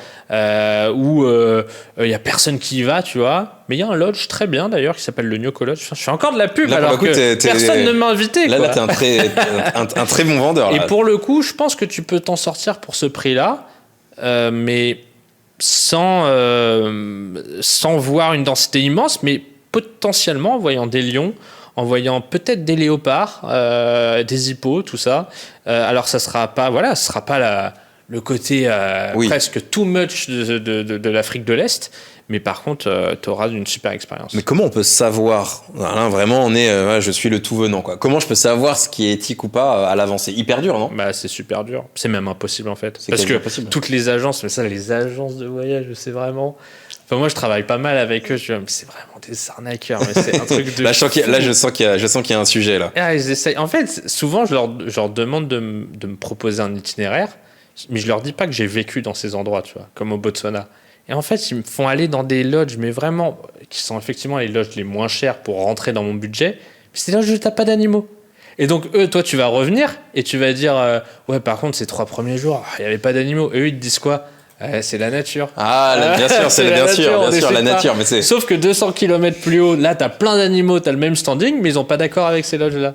Tu vois, donc c'est que des arnaques comme ça. Il y a un petit côté agent immobilier. Oui, mais c'est ça. Si tu veux, dans ce que tu évoques.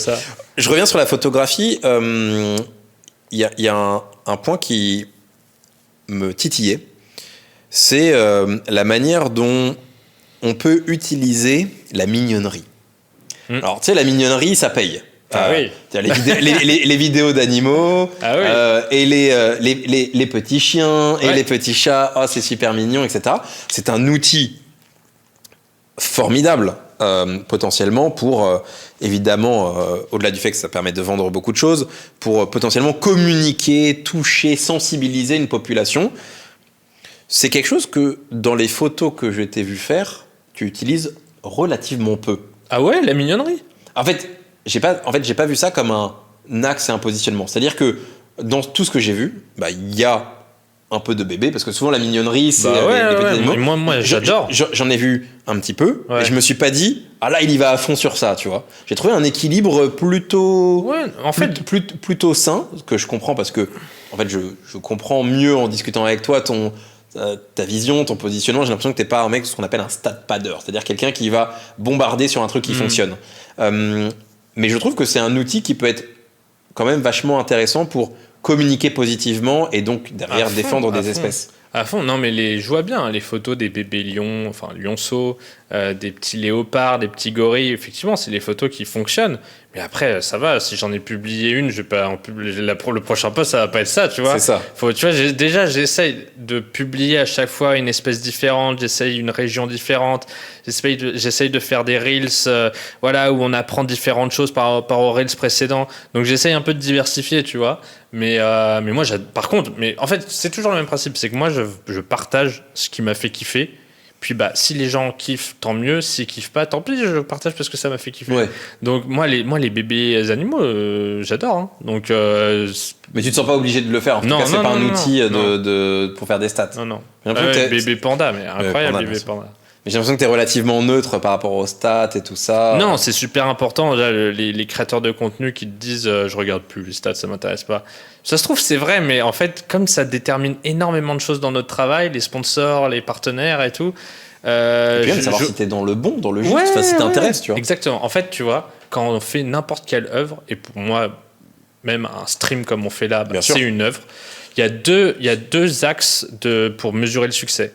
Il y a l'axe critique et l'axe démocratique. L'axe démocratique, c'est ce que tu viens de dire, à savoir, est-ce qu'au moment où on parle, il y a beaucoup de gens qui regardent, il y a beaucoup de commentaires et tout, est-ce que ça devient viral?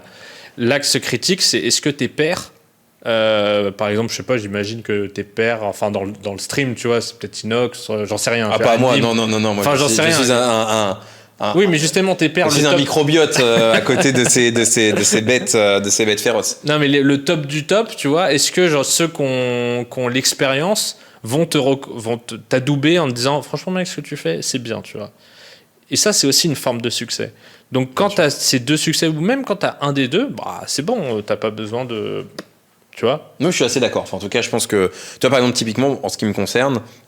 Évidemment, là, je suis en plus en lancement, donc je regarde beaucoup. Et puis, comme je conseille beaucoup de créateurs ou de créatrices en off, forcément, j'essaye de m'appliquer à moi-même ce que je recommanderais, etc. Mais l'acceptation d'une invitation me rend plus fier que les statistiques d'un live. Le simple fait que tu m'aies dit oui pour venir ici, t'aies accepté cette invitation, en fait, me donne une forme de reconnaissance de gens que j'estime au sens où je les reconnais professionnellement, je reconnais leur réussite, et ça c'est quelque chose qui moi me touche particulièrement et que j'ai mis un peu dans les critères en tout cas de ce qui est un succès pour moi, quoi. Mais ça c'est parce que t'es un vrai entrepreneur à la base. C'est qu'en fait, je pense que t'es comme ça, c'est que quand tu vas réussir à aboutir à la fin du voyage, si tu veux, tu vas avoir une dose de bonheur qui sera jamais celle sur le lancement. C'est possible, c'est tout à fait possible. Ça, le moment où tu décroches, je sais pas, l'autorisation de tournage ou ce truc-là où effectivement l'invité et tout, là tu dis putain, j'arrive, puis à un moment t'arrives au top et tu te dis ok, bon, bah, quel est le next projet, tu vois. Enfin, moi je trouve que les entrepreneurs ont ça. Oui, je pense qu'il y a ça aussi, puis je pense aussi qu'il y a une question de reconnaissance. Enfin, tu vois, une invitation acceptée pour un podcast, c'est une reconnaissance bien sûr. En fait, oui, je pense que, enfin, ça veut pas dire que les gens regardent ce que je fais, mais au moins ça peut être intéressant, tu vois. Je valorise le médium ou le média que tu as créé indirectement et je le trouve très beau. Je reviens sur la mignonnerie, les dessins animés.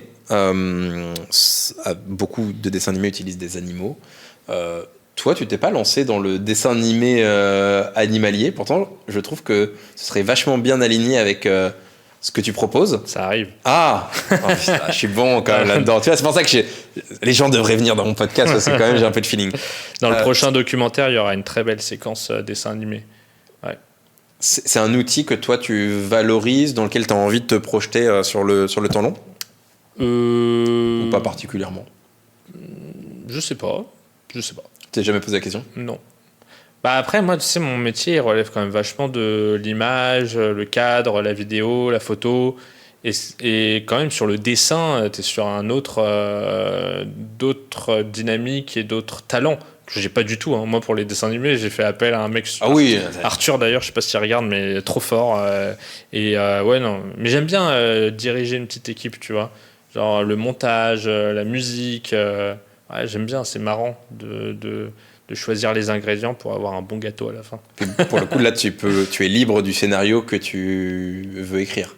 Ouais. Peut-être que c'est ça qui t'ennuierait, non? T'aimes bien l'idée que le scénario de tes... Désolé, je touche ça. Non, t'inquiète pas. T'inquiète pas. C'est même pas à moi. Ouais, il fait chaud. Désolé. Vache. C'est la grande lumière donne très chaud, mais c'est pour ça que j'offre de l'eau parce que je sais qu'il faut il faut s'abreuver pendant qu'on parle. Mais toi, j'ai l'impression que t'aimes bien ce côté, le fait que le script s'écrit au jour le jour, comme tu l'as dit avec tes équipes. C'est quelque chose qui te plaît particulièrement, sinon tu ferais probablement plus de documentaires à la télévision. Ouais. Et ce côté réel, la vraie vie des animaux, j'ai l'impression que dans ce que tu évoques, c'est quelque chose qui compte plus pour toi que d'écrire un scénario et d'espérer que ça se passe ou de... Tout à fait. J'ai l'impression que ça fonctionne mieux comme ça.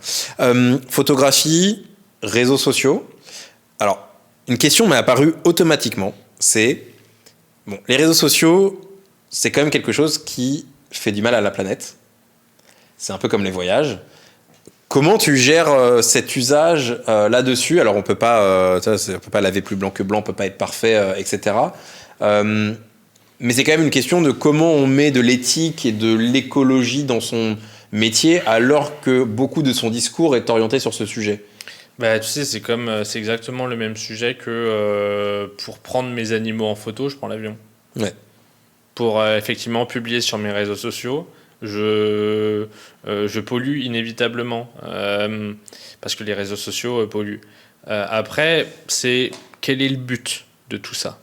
Enfin, je crois que je l'ai dit suffisamment dans le podcast ou dans le stream, mais en tout cas, l'idée c'est de sensibiliser le plus grand monde.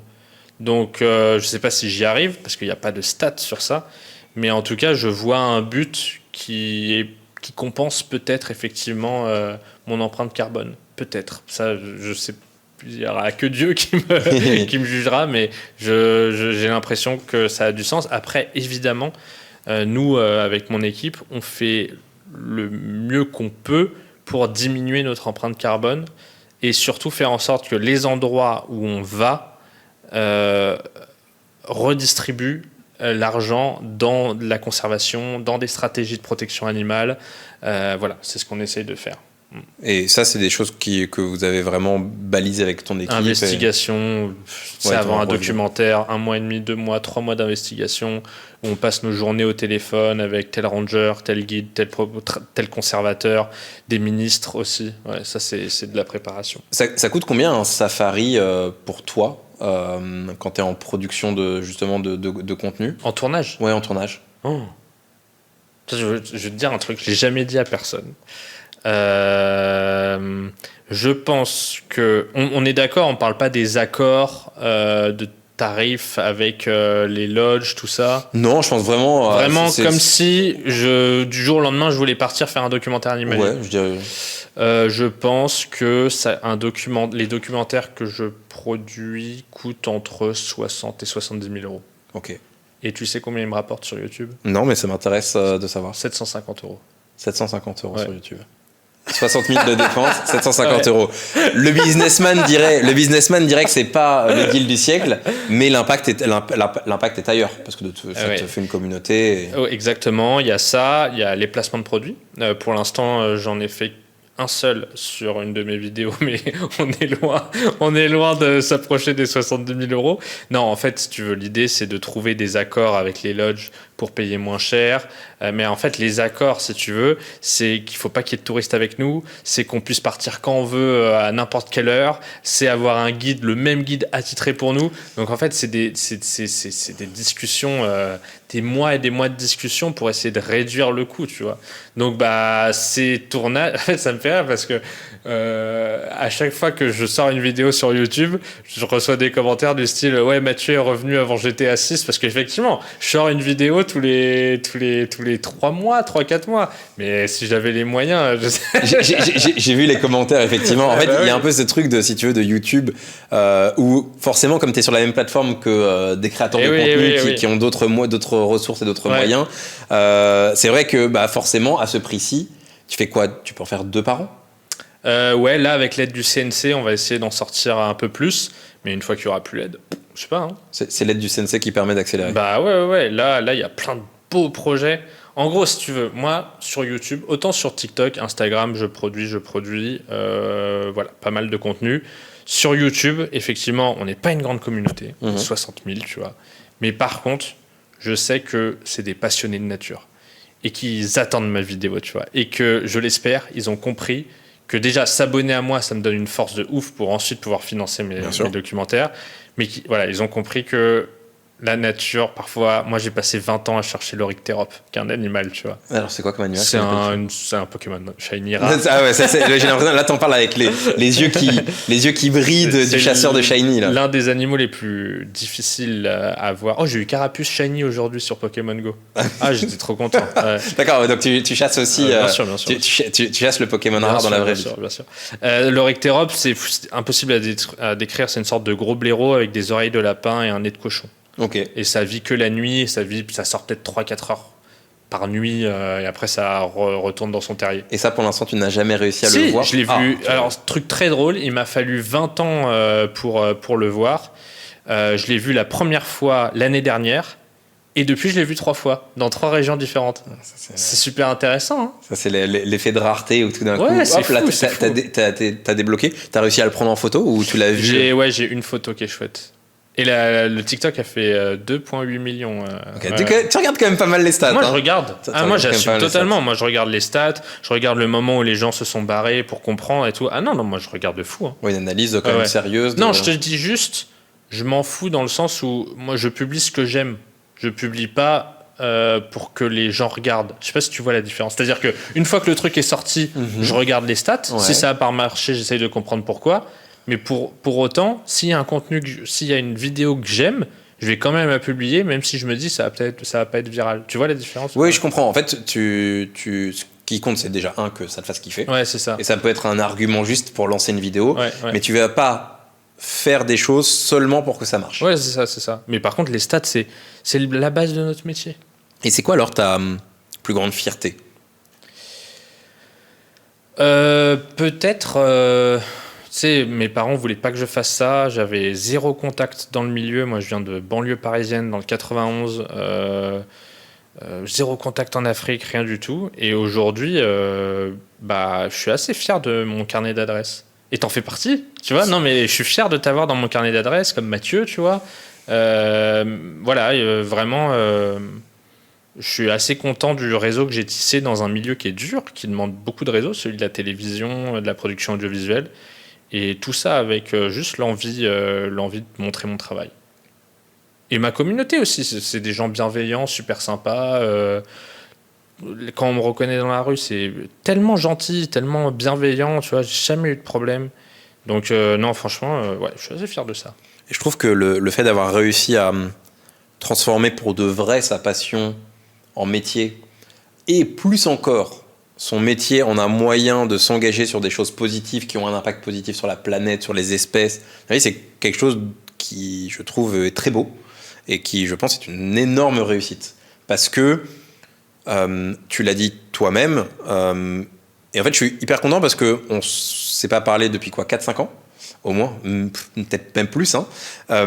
Et en fait, je me rends compte dans cette discussion à quel point tu fais les choses bien. C'est-à-dire que le fait de se lancer sur les contenus et forcément de commencer à regarder les statistiques, la réussite, la performance, n'a pas transformé la candeur nécessaire pour ton métier. Et moi, la candeur, c'est quelque chose que j'essaie de valoriser beaucoup auprès des gens, notamment des gens qui regardent les lives ou qui écoutent mon podcast. C'est qu'en fait, une fois qu'on perd la candeur sur un sujet, on tombe naturellement vers le cynisme. Et c'est là où ça commence à mon sens, tourner un peu au vinaigre, etc. Et moi, dès que je perds la candeur, en général, je quitte le projet ou je change un petit peu les choses.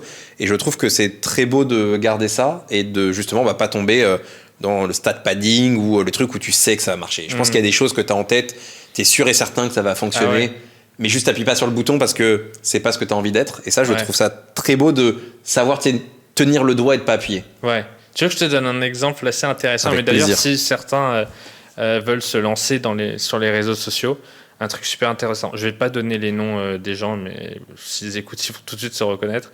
En gros, dans mon téléphone, je pourrais te montrer, je déroule tous mes voyages. Okay. Et dans certains de mes voyages, j'ai vraiment des vidéos, mais qui peuvent être ultra virales. Genre un chimpanzé sur mes épaules. Je suis allé dans un centre anti-poaching, anti-braconnage de chimpanzés, et vraiment je les ai eus dans mes bras et tout. Enfin, j'ai des trucs vraiment, l'attaque de gorille, tu vois. Et en fait, ou attaque de lion. Et en fait, je sais que si je poste tel quel, sans mots en français, sans rien, ma vidéo va faire 10, 20, 30 millions. Mais qu'est-ce qui va se passer? C'est que je vais être suivi par des Mexicains, par des Américains, par des Brésiliens, par des Russes, par des Indonésiens. Des gens, en fait, qui ne parlent pas français. Et en fait, dès que je vais vouloir sortir un livre, dès que je vais vouloir vendre une photo, j'aurais peut-être pris 150 000 abonnés, 200 000 abonnés, mais au final, mon compte sera nécrosé parce que Instagram va se dire « Ah, mais en fait, personne ne s'intéresse à son post. Donc, on va le mettre à l'ombre. » Et en fait, ça, c'est arrivé à plein de copains qui veulent, ou connaissances qui veulent être photographe animalier. Il y a un mec, il a 600 000 abonnés sur sa chaîne YouTube. Il sort les vidéos, elles font 2000 vues. Ouais, dur. Parce qu'il a fait des reels, mais de fous furieux, qu'on fait genre des dizaines et des dizaines de millions de vues. Et en fait, sa chaîne, elle est bah, en vrai, je sais même pas comment il peut s'en sortir. C'est terminé. Et moi, en fait, genre, je suis pas à la recherche de plus d'abonnés. Je suis à la recherche que ma communauté, elle se dise, cool, il y a le post de Mathieu qui est sorti. Ça, c'est trop bien. Ça c'est cool. Dire, il y a le rendez-vous, c'est trop bien. Ouais. Tu pourrais les sortir sur un compte en anglais. Enfin, toi, tu pourrais trouver un truc, mais effectivement, t'as raison. Tu vois, effectivement, pourrir un compte pour des stats court terme, ça sert à rien. Mais c'est dur parce que le mec, désolé, je t'ai coupé. Non, vas-y. Parce que le mec qui a sorti cette vidéo se dit putain, contenu viral et tout. Et c'est vrai, en fait, ce qui est dur, c'est que t'es allé dans le sens de l'algorithme. C'est que t'as fait ce que Meta voulait. Et en fait, Meta te nique quelques mois après. C'est très drôle que tu dis ça parce que donc, depuis peu, je suis professeur par ailleurs sur un cours des nouveaux médias. Et donc, on parle un peu, c'est quoi l'influenceur, c'est quoi le créateur de contenu, c'est quoi la nuance entre les deux. À Sciences Po, félicitations. Merci beaucoup, c'est gentil. La créateur économie, l'économie créative, bon, j'en passe et des meilleurs. Et en fait, je me suis questionné sur c'est quoi le message que je veux passer au premier cours. Qu'est-ce qui est important pour moi? Et en fait, ce que je voulais absolument raconter au final, c'est de jamais perdre l'esprit critique face à l'objet mercantile qu'est une plateforme de contenu. Et en fait, cet objet mercantile, il a une forme de règle d'or, de livre, c'est un peu la loi. Et ça, c'est l'algorithme. C'est qu'est-ce qui fonctionne et qu'est-ce qui ne fonctionne pas. Si tu veux utiliser l'objet mercantile à des fins mercantiles, tu es obligé de suivre la loi. Et là, tu tombes complètement dans la dictature de l'algorithme et donc de la dictature de la plateforme. Si tu réussis, ce qui est le plus dur, à ne pas succomber à cette envie un peu mercantile et d'avoir du chiffre, de faire de la stat, de faire potentiellement de l'argent, peu importe la raison, et ben en fait, tu es beaucoup plus libre. Et là, tout d'un coup, tu te libères potentiellement du joug de la loi et de l'algorithme. Et je trouve que je ne juge pas mal les gens qui disent bah non, moi je joue avec l'algorithme et c'est comme ça. Tu vois, d'ailleurs, même dans mon podcast, je vais avoir des nouvelles miniatures adaptées, phrases bien grosses. Tu vois, je vais mettre une grosse tête de gorille derrière toi et comment j'ai survécu au gorille de 150 kilos. Mais dans une limite qui est que à la fin, ce qui m'intéresse, ça va être l'hour watched. C'est-à-dire le nombre de minutes moyennes regardées par vidéo, parce que pour moi, ça a une valeur extraordinaire. Et c'est une manière différente d'analyser, de choisir c'est quoi la statistique. Au fond, le nombre de vues. Je dis pas que ça m'importe pas du tout, mais peu. Ouais, je vois. Et donc, c'est assez aligné avec ta vision des choses. Ouais. Ouais, non, tout à fait. Je pense que j'ai fait le tour de toutes les questions. Je regarde s'il y a des questions particulières. Allez, on finit sur celle-ci. C'est quoi les plus beaux endroits en Afrique pour faire un safari? Est-ce que tu as un petit top 2, top 3 des endroits? C'est pas exhaustif, je le précise. Mais voilà, est-ce que tu as quelques recommandations à faire? Budget illimité? Alors, tu sais quoi? Fais-moi une représentation. Alors, fais-nous un budget illimité et un budget... on le fait une fois dans sa vie et on économise pour ça. Ah! Parce que tu as dit qu'à 2500 €... Non, impossible. C'est des safaris bas de gamme. Donc, tu vois, voilà, budget illimité et ensuite le truc pour lequel on économise toute sa vie. Oh putain, budget illimité, j'ai tellement de trucs en tête. Bon, on va commencer par le Rwanda, où pendant budget limité, enfin, disons aux alentours de 13-14 000 € par personne pendant 8 jours. Vous allez aller pendant 3 jours dans le parc d'Akagera, qui est un parc exceptionnel, encore méconnu, donc avec très peu de touristes, vallonné avec une rivière qui traverse. C'est le royaume des hippopotames et des aigles pêcheurs. Et la première fois que j'y suis allé, il y a 6 ans, ils avaient réintroduit 7 lions d'Afrique du Sud. Aujourd'hui, il y en a plus de 60. Donc c'est vraiment devenu le royaume des lions qui se sont spécialisés pour tuer les phacochères. Et des lions vraiment magnifiques. Et puis bien sûr, vous avez rhinocéros, zèbres, éléphants, buffles, girafes qui ont été prêtés par le gouvernement kényan.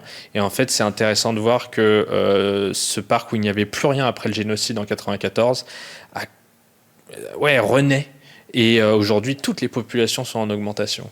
Et c'est magnifique. Et ça, c'est une vraie réussite. C'est une réussite exceptionnelle. Donc, vous faites 3 jours là-bas. Ensuite, vous prenez... après, vous allez à Nyungwe. C'est budget illimité, hein. Vous allez à Nyungwe dans les forêts de nuages. Donc, c'est le moment où les nuages caressent un peu la canopée, tu vois, les grandes forêts tropicales d'altitude. Et là, vous avez le bruit des 13 différentes espèces de singes qu'on peut trouver. Vous avez les touracos, le plus bel oiseau pour moi d'Afrique de l'Est. Et puis, c'est le royaume des chimpanzés. Donc, vous vous levez très tôt le matin avant que la lumière ne se lève. Et puis, vous vous embarquez dans cette forêt un peu impénétrable quand même. Et là, vous allez chercher les familles de chimpanzés. Et puis, vous terminez ensuite dans le parc des volcans. En fait, je peux t'en parler pendant des heures. Non, mais c'est magnifique. Vas-y. Après, tu vas dans le parc des volcans. Donc là, tu arrives, tu as 3 volcans qui te font face. En général, tu as un tout petit nuage qui vient, comme dans un manga, s'écraser sur le volcan le plus haut. C'est exceptionnel. Et puis là, c'est le royaume des gorilles des montagnes. Donc là, tu pars pour une ascension de 5, 6, 7, parfois 8 heures dans les forêts d'altitude, à 3000 mètres d'altitude. Et là, tu cherches ces grands gorilles au pelage sombre et au pelage aussi, à beaucoup de poils, quoi. Et là, tu les vois et tu restes 1 heure avec eux. Tu peux pas rester plus longtemps. Et c'est un moment qui te restera à vie, ça c'est sûr. Et la manière dont tu en parles, toi tu l'as vécu? Ah, je l'ai fait 20 fois, moi, les gorilles des montagnes. Et là, j'ai vraiment l'impression, quand t'en parles, je te dis, il y a quelque chose de différent. Ah oui, mais les gorilles, en fait, échanger un regard avec un gorille, tu ressens plus tout à fait le même. Tu veux que je t'en fasse un autre? Non, mais c'est beau ce que tu dis. Non, oui, c'est sûr, mais c'est un animal qui a 98% d'ADN commun avec nous, c'est notre cousin. Et quand il te regarde comme ça, à part le fait qu'il parle pas et qu'il ait beaucoup de poils, c'est nous. Et en fait, il vit dans ces forêts, des forêts, en plus, dur, en fait, en général, ces grosses peluches, elles sont dans des forêts d'orties. Donc tu te balades, tu as les mains qui grattent, qui brûlent et tout. Et eux, vraiment, ils traversent sans aucun problème. Et toi, t'es comme ça, t'essayes de prendre quelques photos. Et non, eux, un dos argenté. Tu sais, il y a un truc toujours incroyable, c'est que le guide, quand te dit toujours, bon, si le dos argenté avance vers toi, tu baisses les yeux, tu te fais tout petit et tu te barres. Et moi, je me disais, ok, tu baisses les yeux, tu te fais tout petit et tu te barres. Et puis à un moment, tu as le dos argenté qui se lève comme ça, qui avance vers moi. Et en fait, j'ai même pas eu besoin de me dire tout ça. Genre, c'est mon corps qui est parti. Genre, juste automatiquement. Ouais, là, l'instinct animal, il revient tout de suite. Pilote automatique. Genre, ouais. C'est ça. Vraiment, j'ai vu mes pieds partir comme ça, baisser les yeux. Ouais, non, c'est un truc. Puis, c'est un vrai regard, quoi. Ça transperce. Donc ça, c'est pour budget. Ça, c'est budget illimité. Alors maintenant, le budget, on va dire, on économise dans sa vie, mais on a une... Ah, j'en avais un autre en budget illimité. Ah mais c'est bien. Ok, un truc plus faisable, mais il faut quand même économiser. Écoute, il y a un pays qui est en train de s'ouvrir, et je pense que les prix vont devenir délirants dans les années à venir, c'est la Zambie. La Zambie, en fait, si tu veux, le Botswana, qui est pour moi le plus beau pays du monde pour faire du safari, ça devient vraiment, c'est n'importe quoi. Honnêtement, là, c'est les prix. Mais en fait, ça vaut pas l'expérience. D'accord. En fait, si tu veux, comme c'est souvent des Américains, des Suisses qui viennent, qui ont un peu des budgets illimités, bah dans les petits lodges, qui ont effectivement que 4-5 places, t'as une télé, t'as une salle de sport, et en fait, je m'en fiche, moi, quand je vais en safari, je veux faire du safari, tu vois.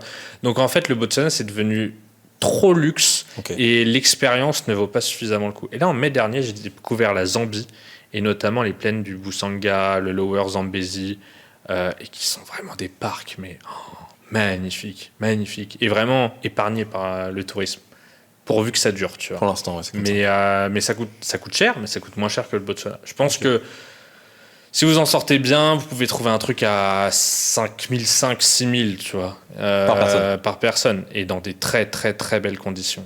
Et vraiment, c'est peu connu encore. Et ça va... Dans 2 ans, tu me réinvites. Le même voyage, il est à 10 000, 11 000. J'en suis sûr. Donc c'est cette année qu'il faut économiser. Ah, le Tchad. Ah non, tu ressors en Tchad, pardon. Tu ressors en Tchad. Ok, parce que le Tchad a un parc incroyable. Ah oui? Lequel? Ouais. Zakouma. Ouais, donc, à noter pour ceux qui sont intéressés. On l'a dit, ton livre, Orange and Wild, est en précommande. Bientôt disponible aussi dans toutes les boutiques. On le remonte très rapidement.